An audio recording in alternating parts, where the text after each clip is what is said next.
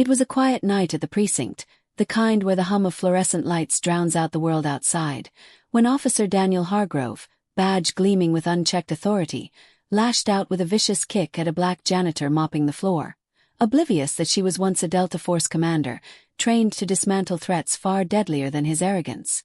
The precinct was a concrete fortress on the edge of downtown, its walls stained with, somewhere between the two, a black woman named Lena Carter pushed a mop across the linoleum floor of the precinct's break room.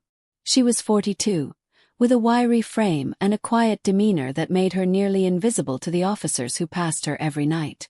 Her dark eyes scanned the room as she worked, catching fragments of conversations, case updates, crude jokes, the usual chatter of a late shift. Lena didn't flinch or react. She'd heard worse. She'd seen worse. Her hands gripped the mop handle with a steadiness honed by years of discipline. Her movements precise, almost mechanical. The officers barely noticed her. Just another janitor in a gray uniform, blending into the background like the hum of the air conditioning. Officer Daniel Hargrove was different, though.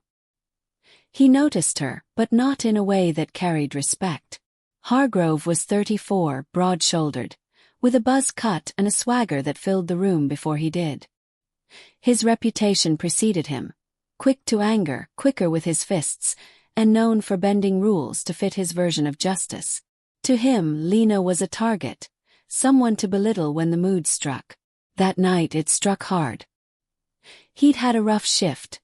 A suspect had slipped through his hands, and the sergeant had torn into him in front of the squad. His pride was bruised, and Lena, silently mopping in the corner, became the outlet. "Hey, you missed a spot," Hargrove barked, pointing at a clean patch of floor. His voice carried the kind of edge